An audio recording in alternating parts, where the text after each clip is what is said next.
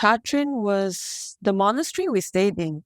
It's so beautiful. And there was one morning and I took the time to go out and I saw outside. Chatrin is a valley surrounded by mountains. And what I saw was so beautiful. Chatrin is not cold because of the valley it's in. So it doesn't feel cold. It doesn't feel that warm. And when I sat down there and I was thinking, if I die now, I'm very satisfied. I couldn't care less. I don't mind dying. It's not a problem for me at all. I was so at peace with myself at that time. It was really amazing.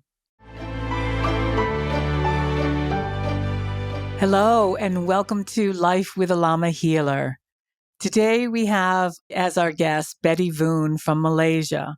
So I'm really thrilled that Betty could join us today because she met Lama Gangchen back in the 80s when she was 18 and has a really unique perspective coming from Asia in studying with Lama and traveling all over the world on sacred pilgrimages and volunteering with, helping Lama with his healing work and on pilgrimages.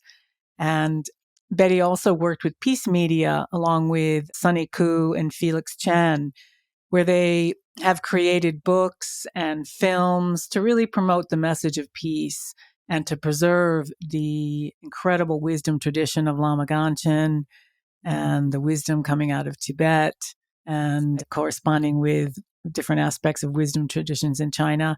And they've created some really beautiful work. Betty has incredible stories about all of her pilgrimages around the world and also the unique perspective of having really grown up with Lama Gangchen as her teacher and friend. So please join me in welcoming Betty Voon.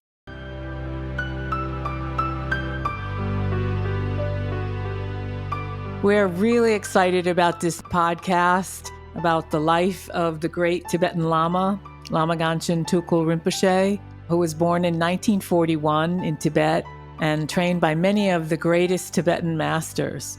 He traveled to the West in the 1980s, bringing with him the inner peace teachings of the Buddha. Lama was one of the greatest living humanitarians and spiritual masters of our time, and part of an unbroken lineage dating all the way back 2,500 years to Shakyamuni Buddha. So our vision in creating this podcast is really to preserve and share the remarkable stories about Lama Gangchen's extraordinary life. We'll interview senior students and longtime followers who worked with Lama Gangchen, traveled with him, studied with him, witnessed and experienced his incredible healings and miracles. So these stories, they're really precious jewels and inspire us to really see what's possible when we follow the inner peace teachings of the Buddha. So it's a real honor and privilege to bring these stories to you and the methods that really help us to reframe our sufferings, which brings us more inner calm, the ability to be more in the present moment with less stress and anxiety and fear, and to, experience more joy in our life and more peaceful in our life and more meaning really in our life. So please stay tuned for our conversations from this very, very rich spiritual heritage coming out of Tibet and the incredibly joyful, inspiring, mind-blowing, funny, touching stories about the remarkable life of a Lama healer, our beloved Lama Gangchen. Life with a Lama healer.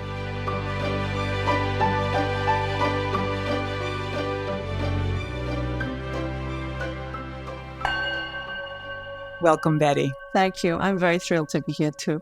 Our favorite topic, right? To talk about Lama. Yes, definitely. Yeah. I understand that you met Lama when you were really young. Can you tell us how you met Lama Gangchen? When I met him, it was back in 1989. That year, I was having one of my college examinations. And one of the reasons why I met Lama Gangchen was because my mother was not feeling well. She was having some kind of health problems with menopause or perimenopause at that time.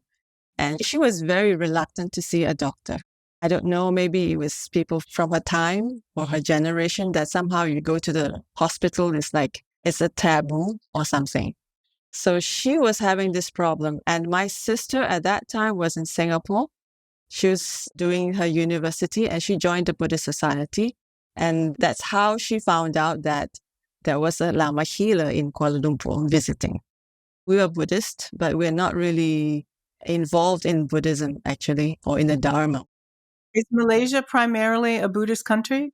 We have all kinds. We have Christianity, Buddhism, Hinduism, Islam. Okay. And for Chinese, you can be a Buddhist or a Taoist or Christian. Of course, you can also be a Muslim if you choose to. Our family, my family, was more Buddhist based. So when my mother was not feeling well and my sisters found out from the Buddhist society, we decided to try to meet this Lama healer. So we found out where the place was. I did not go at that time because I was having some exams. So my mother went. I heard stories from my mother. Oh, the initiation was nice and have Chinese translators. So I was hearing it from her version. Every day was different. And in that time, there was no self-healing yet. That came later in the 90s. And how old were you when you met Lama? I was 18. And when I went there that evening for the initiation, when I entered the Chinese assembly hall, everything was amazing. They decorated it in such a way that it looked like there was smoke or mist coming out from the stage. It was like some fairy tale scenes. It was really attractive and it just drew me in. And then when I saw Rinpoche sitting on the throne, I was like, oh my God. And he was there together with all the Buddhas. They were all put differently and arranged in such a beautiful way. It was like a Chinese art. There were streams of water coming out and it was amazing. The whole place was transformed. I used to go to this Chinese assembly hall when I was a kid and I never liked it. But they totally transformed it into a Pure Land place. Transformed, and then to see Rinpoche on the throne, I was like, wow. And then automatically I was thinking, I really want to listen to this initiation. And I really want to put my heart into it and to try to visualize. Claudio was doing the English translation, Claudio Cipulo. Cipulo, yeah. And it was not easy for me. The first time I was hearing an Italian accent because I was 18, so I've never heard. So some things to overcome. Yes. And then there was the Chinese translation. It was one old retired teacher. His name is Mr. Koo, Koo Po Kong. He was very well known in the Dharma Society for Malaysia. Later, I found out that he was always the translator or interpreter for most of the Dharma societies. Yeah. His translation was very good. So you could understand the Italian English with Claudio, but then also the Chinese. Yes. I mean, what I missed from Claudio's translation, I tried to pick up from the Chinese side. Good to be bilingual. Yeah, that's a good thing. Because at that time, he was doing the translation in Cantonese. So it was easier for me. Yeah. Then after you had this initiation, what was your feeling? What was your experience? At that time, during the initiation, which I tried my best to visualize, Bushe was always talking about doing the Bodhisattva vows, the Kuncho Sumla Kyapsuchi and all that came about. I knew nothing about it then, so I just followed like a parrot. And then after that, then there was Carmen and I think Claudia Prochon from Brazil. I didn't know anybody then, but they were doing the singing. I was so mesmerized by their voices. In Malaysia, there's hardly anybody who would sing like this. So it was absolutely beautiful. So that definitely drew me in as well. They were singing the mantras. Yes. So it was very beautiful. Francesco was still a monk then, and he was holding the camera. He was a cameraman at that time. Right. He loves to take his pictures. He's so good at that. Yeah. And was Claudio Cipulo a monk? Because he was a monk also. No, at that time, no. He was wearing dark glasses and he was wearing this t-shirt, very hip. Right. And so then did you go back the next day to see Rinpoche? I couldn't because I had to do my exams, but my mother did. And almost on the last day of the 10-day ceremony, the first year was a 10-day ceremony. And on the last day, my mother wanted to go and see Rinpoche to get treated, but she was very shy. So she wasn't very sure if she wanted to register. So in the end, she gave up that opportunity. So we did not meet directly Rinpoche, but that first meeting of taking the initiation and receiving the blessing from him, when he had the bumpa on top, this vase with the deity picture on top, I could feel the heat coming down. He put it on your head. Yeah. And it was like, wow, I was saying, that's interesting. I've never felt that before. So it was a very quick connection that you had. Yes. And then when my mother was hesitating whether to see Rinpoche or not, and Rinpoche came out suddenly from behind and he looked at us and he smiled. And to me, it was like, wow, Rinpoche smiled at us. We didn't know him at that time, but he smiled. That imprint was really stuck in my heart. When Rinpoche would smile like that, it wasn't just like an ordinary person smiling. It was really him transmitting his holy energy to us. Yeah. His smile was like, it's something so gentle and kind and full of love. No, it's amazing. You don't see that from anybody else. Most monks that we have met, they just nod and they go back to whatever they're doing. They don't make eye contact with you. But Rinpoche was doing that. It's amazing. Really deeply connecting. So that year, my mother gave up that chance to see him.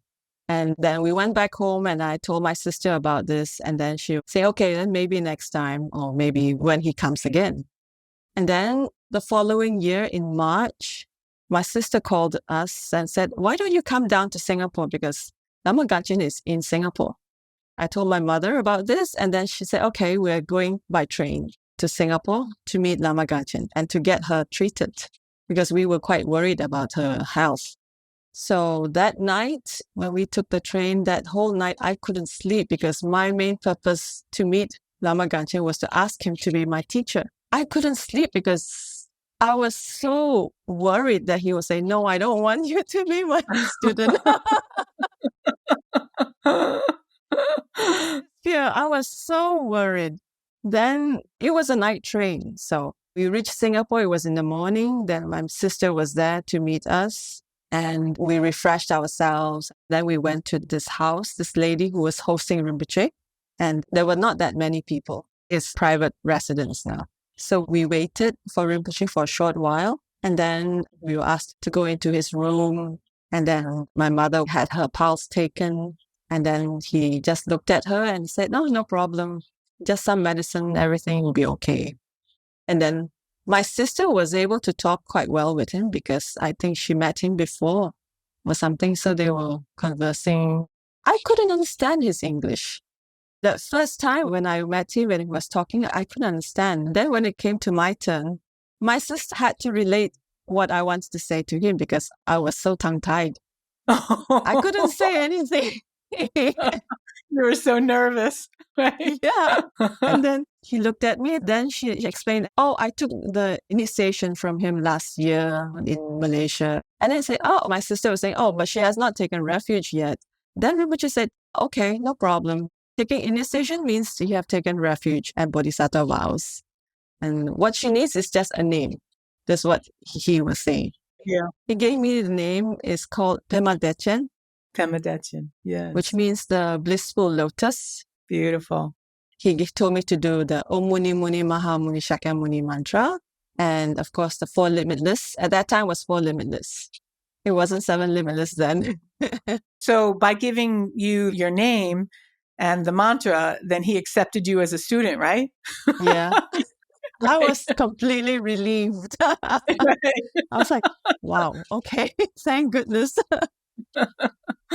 So you had a really profound connection then from the very first time that you met him in Malaysia to the second time in a way that you actually then decided you want him to be your teacher. Yes, definitely. There was no hesitant, no doubt, anything like that. No doubt. That's so interesting. Several people who've been on our show have said that too, that it was an immediate connection and they knew that this was my teacher. And then other people said that it took time, a few years or whatever time it was, to come to that place. And what about your mother? She got better and she was very relieved that she did not need to go for an operation. She was so worried that she had to go for an operation.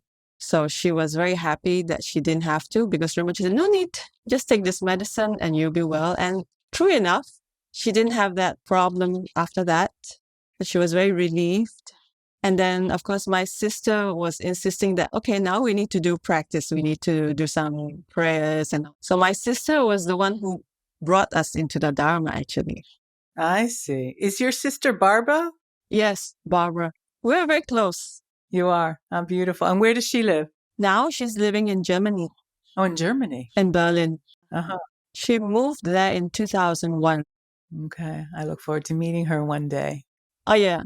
So your experience with your mother meeting Lama and him healing her, that was really your first healing that you witnessed, right? Yes, that's true. So then what happened? Then did you start to follow Lama's teachings or travel with him? What happened after that? First, he gave me the name. And at that time, his assistant was Mariette. And Jampa was there. So he gave me the name, his card, and he told me to write to him whenever I need to. In 89, there is no email. Right. No cell phones. No cell phones. No. So we had to write by slow mail. So I wrote to him. One of my first letters to Rinpoche was saying that, oh, I would love to travel to Italy to meet you. He had Mariette reply and to tell me that maybe I should concentrate on my studies first, because I was still going to take my A-levels at that time, that year. So I thought, okay, then let's finish with that. And then I try to write whenever I can, whatever is possible, and mostly telling him about the issues of a student, what problems, what are my fears, and all this kind of stuff, about my future, and all this kind of things. And sometimes Rinpoche would reply with pages, and I'll be, oh, wow, it's a thick mail. This is wonderful. Every time I receive something like that, I'll be very happy. Did Mariette handwrite it or type it? No, it was handwritten. Life was so different then, wasn't it? You hardly ever get a handwritten note anymore. No. So beautiful. And then time went by. Rinpoche was supposed to come to Malaysia because there was invitation, but I had no contact with Mr. Kok because I didn't know him then. I didn't know the organizers. I did not know Mr. Kok. I only had direct contact with Rinpoche. And it happened one day, suddenly I had a dream of Rinpoche, that he came and next to him, he was another Rinpoche. I've never met this Rinpoche, but there were two of them. That was in my dream. So when I woke up the next morning, I told my mother about this dream. And then she said, I vaguely remember reading in a Chinese newspaper, there was something like Medicine Buddha ceremony coming. And I was thinking, oh, maybe it was finished because it was just a dream. I thought maybe that event is over. Then she went and looked it up, and then she found out it was the next day or something like that. Wow. And then she told me, why don't you contact this person? So we didn't have a telephone at that time. So I had to go out to the public payphone to dial and call. And this lady was the secretary of Mr. Kok, and she told me, yes, you can come and collect the brochure. And she told me where the office is. So I went there and I got everything. So it was a Saturday, I think. Saturday was the opening ceremony. So when I walked in, it was again a very beautifully decorated. The stage was amazing. And there's always sound of the water. I don't know where they managed to get the pump for the water to come down. There was always some water trickling down. There's this beautiful sound. And the first thing I did was I sat down, then we waited for Rinpoche to arrive. When he sat in front, I just made a beeline for him. I just went straight to see him. And true enough, there was another Rinpoche sitting next to him. Wow, but you had seen them in your dream. Yes, but I didn't know this Rinpoche. I knew this Rinpoche later, but at that time, I didn't know who he was. He just had this amused look. It's like this young upstart. disturbing them. So and then Rinpoche say, you're free. If you have time, you come and help. I say, oh, okay. And then and Maret also was saying that, oh, we need people to come to help with the patients and all this. So I said, okay, but I think I could only come on weekends because I was still having school. Then after that, there was the opening ceremony. Rinpoche gave Shakyamuni Buddha initiation. Then you started volunteering with him, with the patients? Yes, I did on the weekends after school, and I came to visit at the Chinese Assembly Hall. Then at that time, Ariella was there and she was saying, okay, this is what you need to do and how you need to tell the patients. So we took the medicine and we just say, okay, they have two types of medicine. Then tonight one, the next night another. And then we have to explain about the water and cream pills. Like tell them this is the red one, the red pill and the white pill needs to go together in the water. You need to drink the water. Your whole family can drink it. We have to tell each patient. And what was that like for you to transition into now helping Lama? It was fun. It was interesting. It was fun. Then I got to meet Alan and I got to meet with the other volunteers, the other members of the Medicine Buddha Center. So it felt natural for you. Yeah. So then when was your first trip going on one of the sacred pilgrimages with Lama? My first trip was to Borobudur in 1992. That was my first one because I was telling Rinpoche that I would like, but before we were traveling around Malaysia as well, like going to different centers to patients. So whenever I could, I would join. And then in 92 was Borobudur. That was my first time ever. It was a big group. It was confusing and it was exciting. There was Duccio, Beppe, Ariella, Claudio, Monica Benvenuti, and a few more. This lady from Spain, Maria Cristina, was there. Some of them were from Bologna. I remember the hotel, Princess Manohara, had only 20 rooms. And we occupied all the 20 rooms. Really small. Was that the first year that Lama Gangchen went to Borobudur? No, that was like the third year or something like that. I think Rinpoche went in 89, and then he went again in 1990 and 91 for 3 years. Then I think in 92 or 91, Manohara started. Before that, I was told that they stayed in Jakarta and they had to travel back and forth.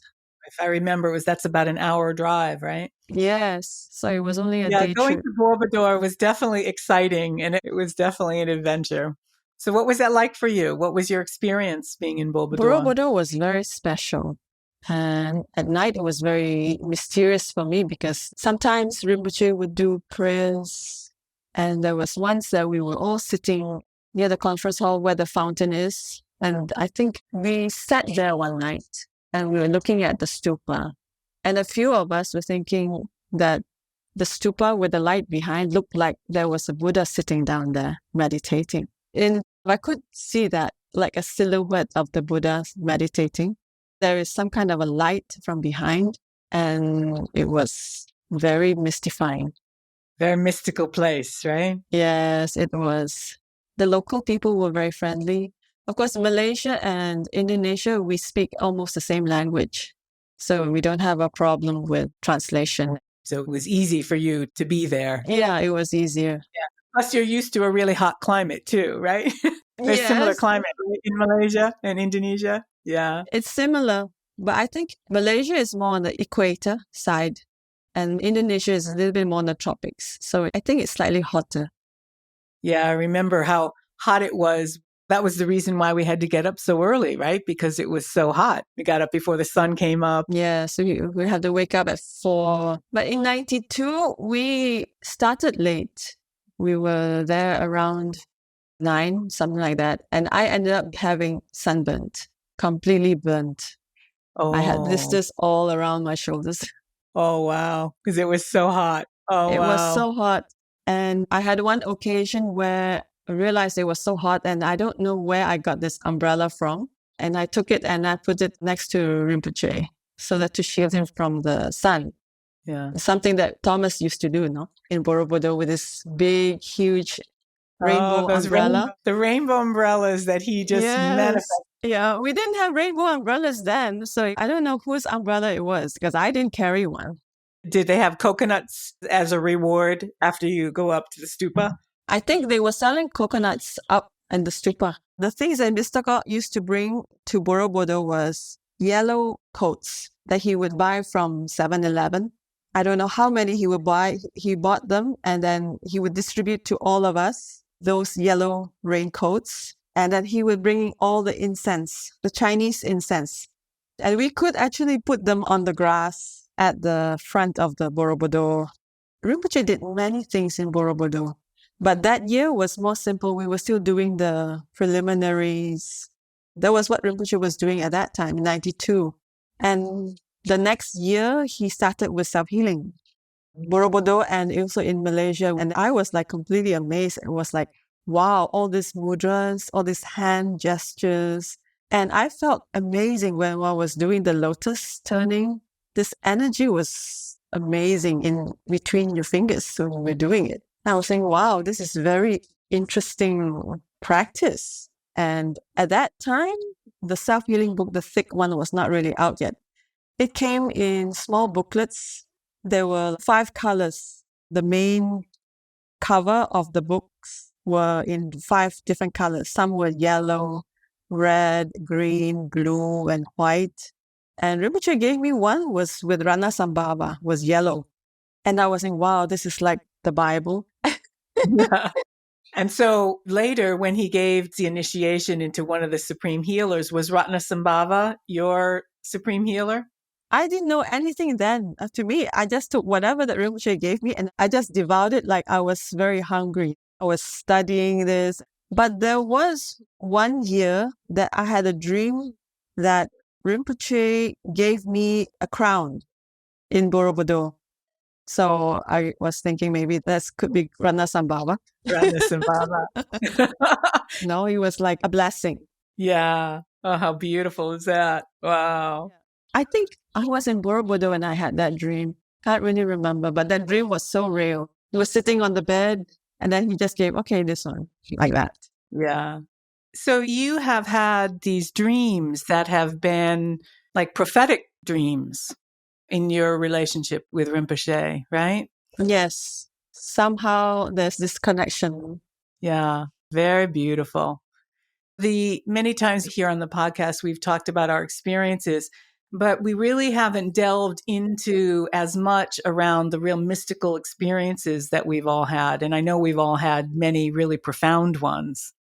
So can you tell me about any experiences that you've had? Was there anything that was really had you see your life in a very different way, some kind of mystical experience around Rinpoche that made a big impact on you?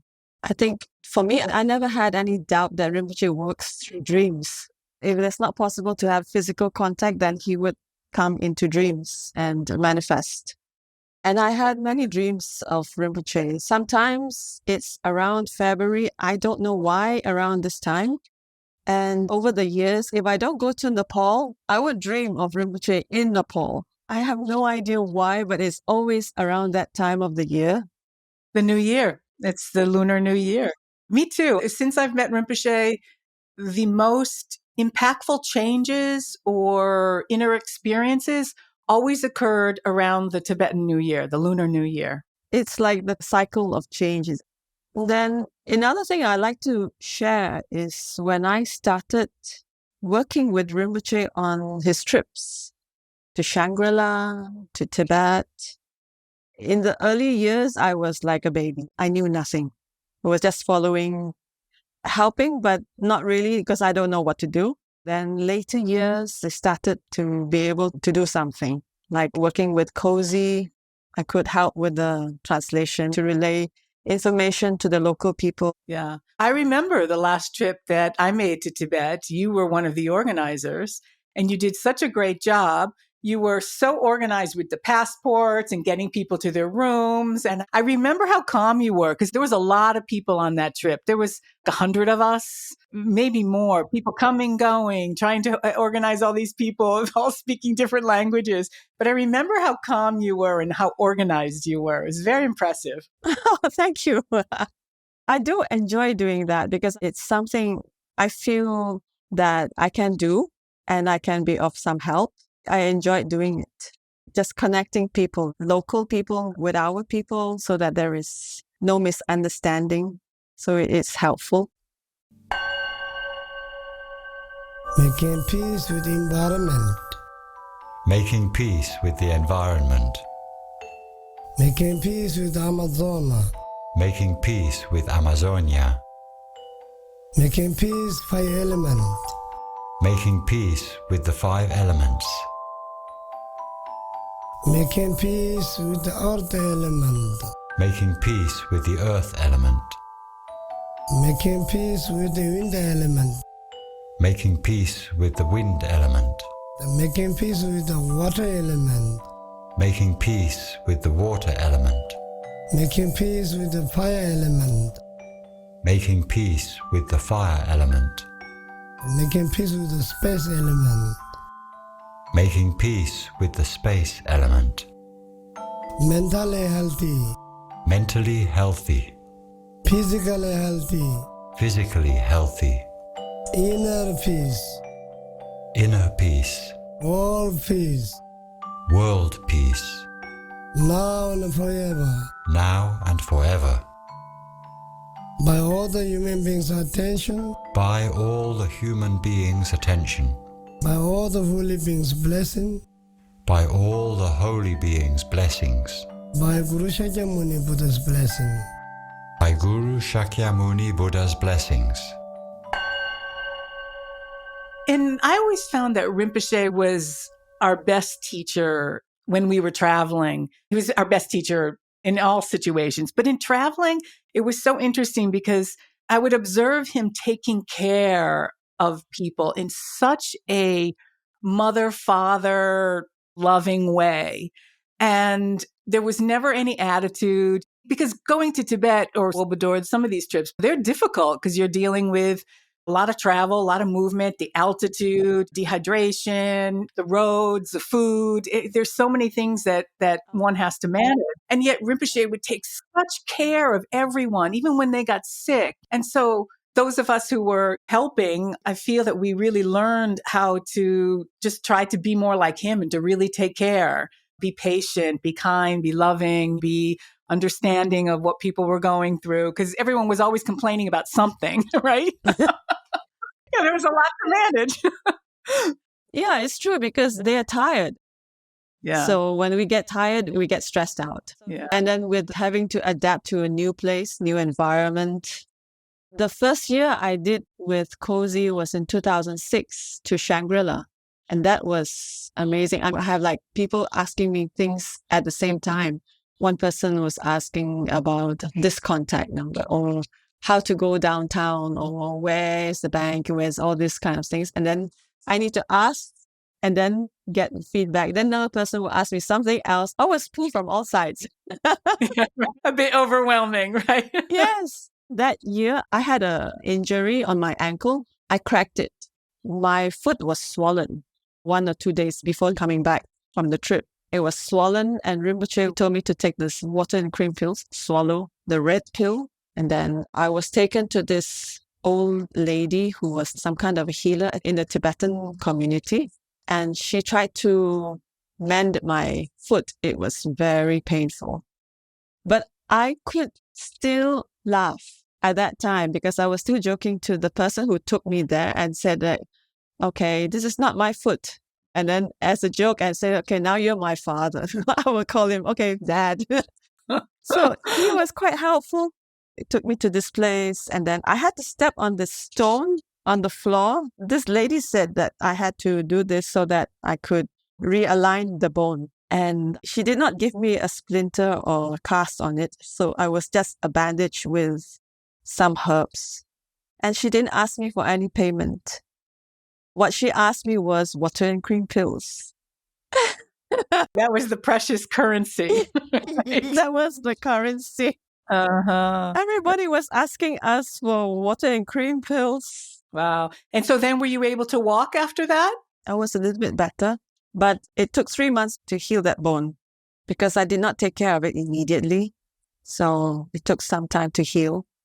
But I want to highlight something that you said. For many of us, because we had really learned about this inner joy and experienced this inner joy with Lama and doing all the practices and just being around his energy, but then also cultivating the energy ourselves, that even in the face of some physical pain, we were able to maintain this inner joy, which you just described. Here you had this physical pain with this broken bone in your ankle, but yet you were joyful. At that time, yes. So, Betty, you've been many places all over the world with Lama on these sacred pilgrimages. What was one of your favorite places to travel to? I would say Tibet, Shangri-La. This is really had a big impact on me. Mongolia also, I really loved it. What was so special about Shatrin and Shangri-La? Chatrin was the monastery we stayed in. It's so beautiful. And there was one morning, everybody was gathering down at the place where we are supposed to have breakfast at the monastery. It's one huge hall with all the guests. And I took the time to go out. And I was sitting at the archway, those monasteries where you have the wall, on top of the wall, where there's a ledge, and you can stand on it. It's connected to all the various arches. So somehow I found myself on this place and I saw outside. Chatrin is a valley surrounded by mountains. And what I saw was so beautiful. The green, and it was so beautiful. Chatrin is not cold because of the valley it's in. So it doesn't feel cold. It doesn't feel that warm. And when I sat down there and I was thinking, if I die now, I'm very satisfied. I couldn't care less. I don't mind dying. It's not a problem for me at all. I was so at peace with myself at that time. It was really amazing. And it was that year also that we went to Trijang Rinpoche's birthplace. I was on that trip with you. Oh, were you? Because there was a landslide, because there only some cars could go. After the fourth or the fifth car, there was a landslide, and the other cars could not go after that. So they had to take a detour. They went to the hot spring instead. And we were one of the luckier ones in front. So we went there, did all the prayers, and it was beautiful. And one of the locals showed me this tree, and he said that when Trijang Rinpoche reincarnation was found, it was this tree. He said it's a very old tree. It's hundreds of years old. And when previous Trijang Rinpoche passed away, this tree appeared to be like old and wilted. And then years later, it was still like that. But when they found the reincarnation of Rinpoche, Trijang Rinpoche, it revived. It was sprouting again. There were green leaves. So I was looking at this tree and saying, wow. Wow, how beautiful. The energy there was so peaceful, incredibly peaceful.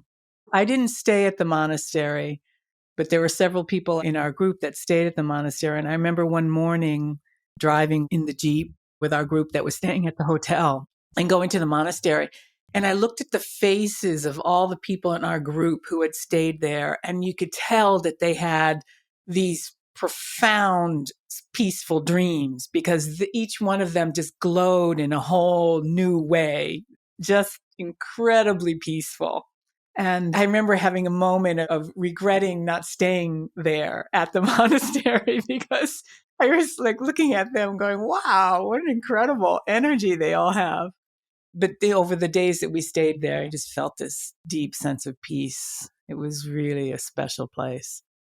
And that first year, the toilet in the monastery, for the women's side, it was very exposed. That's why I stayed at the hotel. And I don't know whose idea, maybe it was Carmen's, but I can't remember. They decided to give the bathroom a makeover. So the guys joined in. Rohir with his guitar singing, and they were working. And several people, I don't know why I was not there, but I think I was helping with the translations with some of the local people. But I know that they were doing a commotion in the bathroom. They were transforming the bathroom. They put up some kind of sheets or something to give more privacy, right? Yes, and planks so that the water you can pass by without getting your feet. It was amazing. Yeah, make it more friendly for us. Right? Yeah. So tell me, if you could describe the three qualities that really made Lama Gangchen special? What three qualities are those? He has so many. I would say his love and compassion and his attention to everybody. I've noticed that for his guests in Albaniano, that, for example, the Chinese group, there was one Chinese group. One year that they came to Albaniano, first time they were coming from China, and Rinpoche asked me to translate for them. But he also arranged for them to go. And that year, there was this expo in Milan, the Chinese expo. It was a huge place in Milan.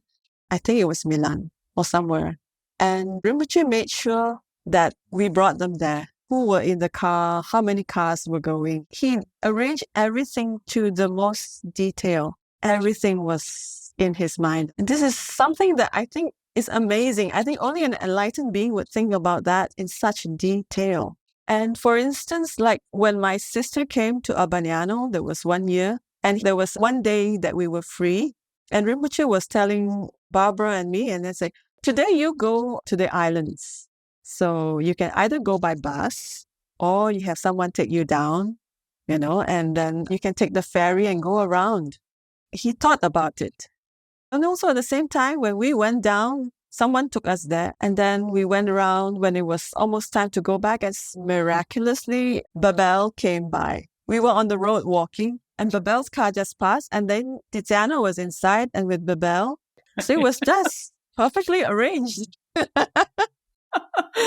It's incredible, his energy. He knew what we needed, and he had this incredible ability to manifest the car that you needed, or the taxi that you needed at that particular time, or the person that you needed to talk to that was going to be critical to what the next step was.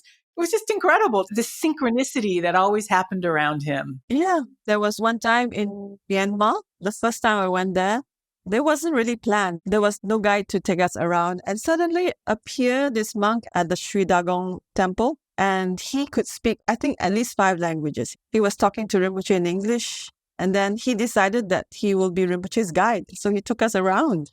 He just appeared out of nowhere and he spoke to Rinpoche. Right. I remember Toots telling the story.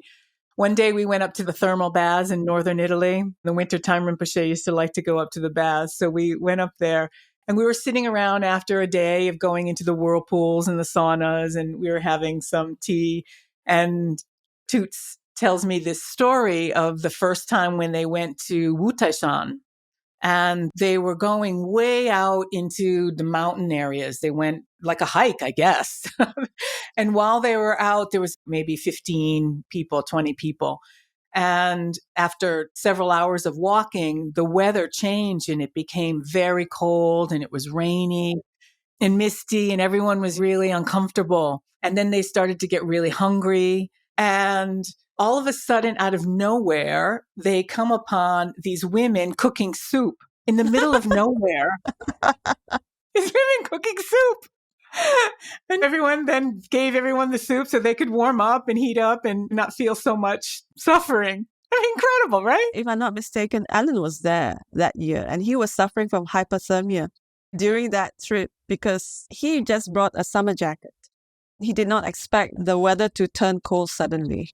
So he was very cold. And the story that he told me was that he was feeling very calm during that time. He didn't mind dying also. Ah, really? Yes. And then it was actually Beppe who took him out and made him run around so to keep him warm so that he gets heat in the body.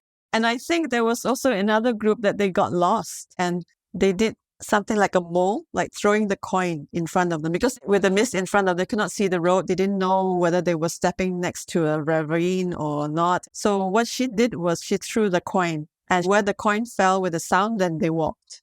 And somehow they managed and they rejoined the group. Wow. What adventures we've had with our Holy Lama, huh? Incredible. Yes. Wow. Amazing. So tell me, you're talking about many moments, but was there one moment where you were just, wow, just completely in awe in Rinpoche's presence?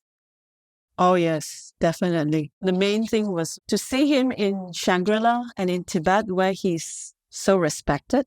It's amazing because we're so used to seeing Rinpoche. He's so happy to be with us and it's just really down to earth to us. Like we are his friend. And then whenever we have problems, we'll go to him and say, we have this problem, Rinpoche, help, and this kind of things. But in Tibet or in Shangri-La, there were actually bodyguards sleeping outside his hotel room to guard him, to make sure that he's okay. And he's so respected. And everybody would come in the monastery. If he decided, there was one time in Chatrin, he decided to give a blessing.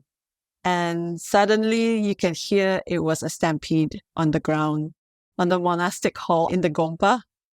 Everybody was rushing towards him. And there was Franco, there was Rohir, most of the guys.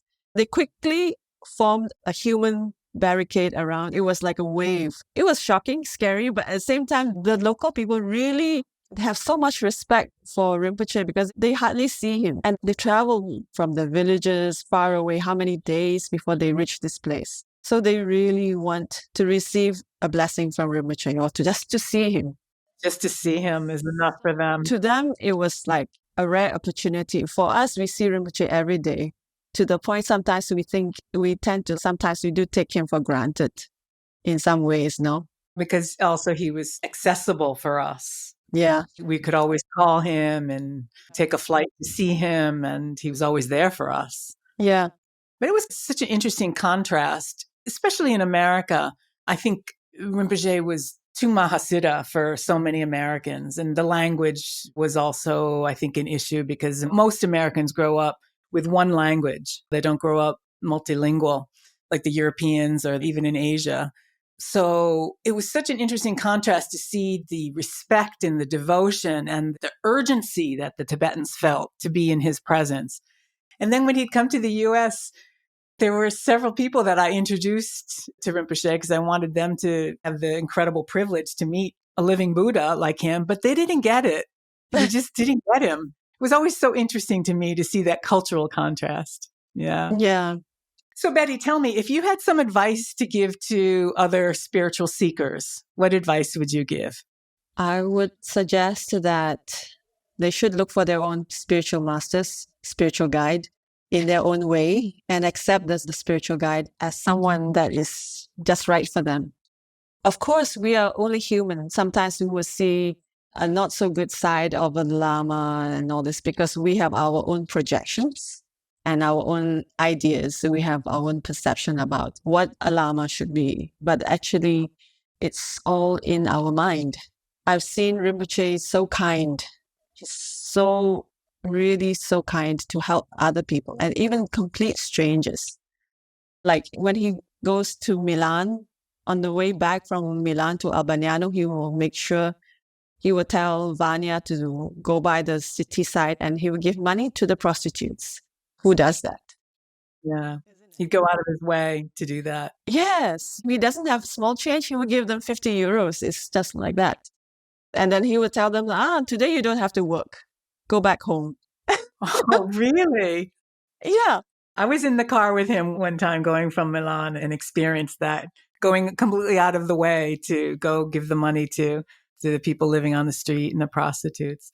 But I never witnessed him saying that. So much generosity, always giving, right? Giving. Yeah. Yeah. And I remember coming back from different trips with Rinpoche where we witnessed so many people living on the streets and people who didn't have money and were begging. And I came back to New York, and New York, unfortunately has a big homeless problem. And on any given day, doing your daily life, you see many people asking you for money. And it really reframed my experience of that. I just gave money. I made a commitment to myself that if someone asked me for money, I would give them money. And some of my friends, if I was walking with them, they would say to me, "Oh, why are you giving them money? They're just going to go buy drugs or buy alcohol." And I said, who am I to be the judge of what they're going to use it for? If someone asks me for money, they need money. Who wants to be a beggar on the street or asking people for money? If they ask me for money, they need money. And I just made it a commitment that I would do that. And I still do that. And Rinpoche really taught me that. He was always giving, just this incredible generosity and not expecting something back. He was just giving because that was the right thing to do. Yes, exactly. My experience with Rinpoche was When I met him, I just knew that he was my teacher. It's just like that. So for people who are looking for a spiritual guide and all this, I mean, what you said, spiritual seekers, they do need a guide. You can't follow just anything or anyone without understanding. So you find someone, we always need to check, will this person be a positive influence to us? I think that's most important. It doesn't have to be a lama or he or a she. It can be someone who's very kind and simple. And most times during the early years when I started being with Rinpoche, I only see him once a year, and that was not possible for me to go traveling around at that time. So I thought to go around to different centers to listen to as many Dharma teachers as possible, Dharma teachings. And at that time, it was very open, and I could very happily tell them, oh, Rinpoche, Lama Gangchen is my guru. And they will all be very happy and say, oh, I know Lama Gangchen. They will all be very nice and happy. And it was a wonderful community. And even though they are from different lineages, it was very open. But I always felt that, no, Rinpoche was definitely my guru. I would go listening to teachings so that I could understand more. That was my motivation. Yeah, I'd like to highlight that because many people, they feel that I'm doing my life and I don't need a teacher, or I don't need to look for a teacher, or I don't even know where I could go to do that. Or I had a conversation with a friend of mine the other day, and I was talking about the power of meditation. And she said, oh, I try, but I can't meditate. I said, do you have a teacher? And she said, no. I said, you need a teacher. How can we possibly learn to train our minds and to cultivate a peaceful mind without a teacher? And I think we say we want to be completely free and to have inner peace and inner calm and live a joyful life and reach enlightenment. But if we knew how to do it, we'd already be enlightened, wouldn't we?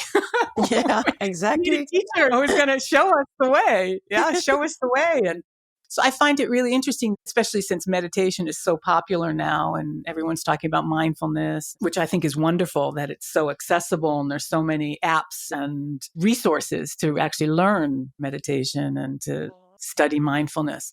But I think that it could be more emphasis. And that's why I wanted to emphasize this right now, because what you said, highlight that, because the importance of having a teacher is so critical to our inner development. Someone who's already had these inner realizations, or someone who's already achieved a higher state of consciousness that can really guide us and show us the way. Yeah, it is very important. Yeah.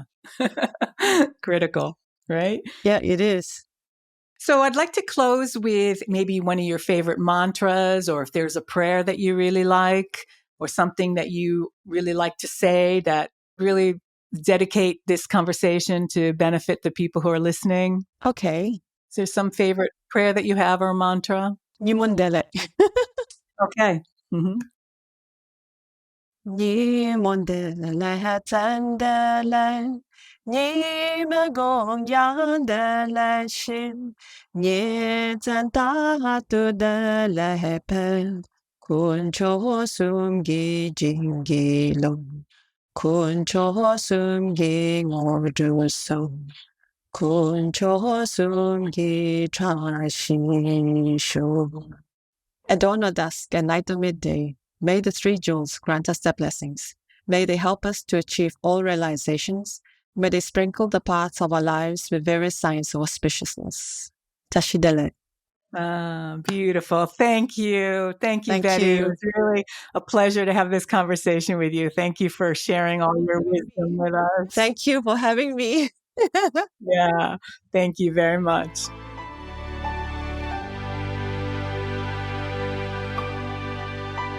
Betty Voon, a name adorned with grace, a student of life in wisdom's embrace. From Malaysia's shores, her journey unfurled. In the presence of Lama, her destiny swirled. At just 18, she met the Lama's gaze. A bond formed then in mystical ways. With humility and devotion, she sought his light to walk the path of truth both day and night. Yearning for knowledge, she humbly beseeched to learn from Lama, her heart reached. Thus began her odyssey, a lifelong quest, guided by love in service, she's blessed. Translating tongues from Chinese to English, building bridges of understanding she'd cherish. In the halls of healing, she lent her hand, comforting souls in a foreign land. With Peace Media, her spirit soared, spreading messages of harmony adored. Besides Sunny Koo, she penned tales of peace, crafting narratives where conflict would ease. Amidst the bustle of Kuala Lumpur's din, she finds solace in the medicine Buddha's kin. At the Malaysian Center, her heart finds its home in the sanctuary of healing where spirits roam. Betty Voon, a beacon of light so pure, in every step her kindness endures, a testament to love in its boundless grace. In her presence, the world finds its sacred space. Wow, I loved all those stories that Betty shared with us. Took me back to Tibet and Shatrin and Shangri-La and that really special sacred trip that we took together in Tibet. And her stories of Bobador and being in Malaysia, just incredible stories Betty shared with us. And one takeaway that I'd really like to highlight was when she talked about her dreams and that she would get these messages through dreams, messages from Lama. And there's this whole body of work on dream yoga that I think is really fascinating and really important to study if one wants to, be on the road to enlightenment and inner peace and really developing our higher potential. And that through the subtle energies that come when we're sleeping and dreaming, that we can really connect with this higher consciousness and then connect really to the living Buddha that Rinpoche was. And for those of us who had the privilege to study with him and be one of his students, he would communicate with us through dreams. And so I encourage everyone to really discover and read about and learn about dream yoga and the power of messages coming through our dreams and messages that really help us to evolve and to expand our consciousness and overcome our inner conflicts. So there's many books on dream yoga. So I encourage you to dive in to learn and study and become more aware of your dreams. So thanks for joining us today. And if you'd like more information about Lama Gangchen and the humanitarian projects or our meditation centers around the world, please go to nalso.org. And if you'd like to ask me a question or you'd like to share a story, please go to lamahealer.com. And you can find our podcast on YouTube, Apple, Spotify, and also on lamahealer.com. And if you'd like to sponsor an episode, please let me know. We're all volunteers, volunteer driven, and we'd love the support. Until next time, please be well, be peaceful, be happy. Lama Ken, thanks for joining us.